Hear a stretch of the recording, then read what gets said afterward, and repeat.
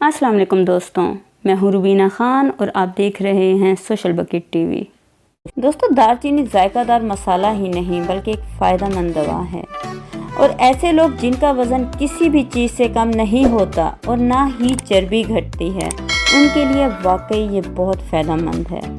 बस शर्त ये है कि इसका इस्तेमाल सही होना चाहिए दोस्तों, क्योंकि दालचीनी की तासीर गर्म है तो इसे दिन में सिर्फ एक बार इस्तेमाल करना चाहिए और यकीन जानिए 10 से 15 दिन में आपका 3 से 5 किलो वेट कम हो जाएगा। लेकिन शर्त यह है कि इसका इस्तेमाल सही करें। इसका तरीका यह है कि आपने उबलते हुए पानी में 1 इंच दालचीनी का टुकड़ा डाल देना है। उसको 2 मिनट तक पकाने के बाद कप में डाल के गरम गरम चाय की तरह पिएं और इसको सुबह निहार मुँह पीना है, यानी फास्टिंग में इसको पीना है।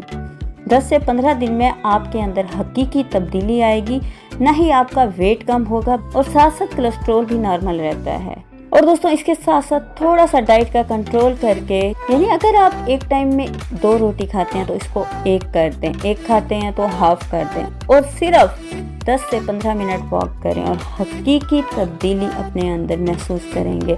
और फिर मुझे भी अपनी दुआओं में याद रखेंगे। अपना और अपने घर वालों का ख्याल रखिएगा दोस्तों। अल्लाह हाफिज़।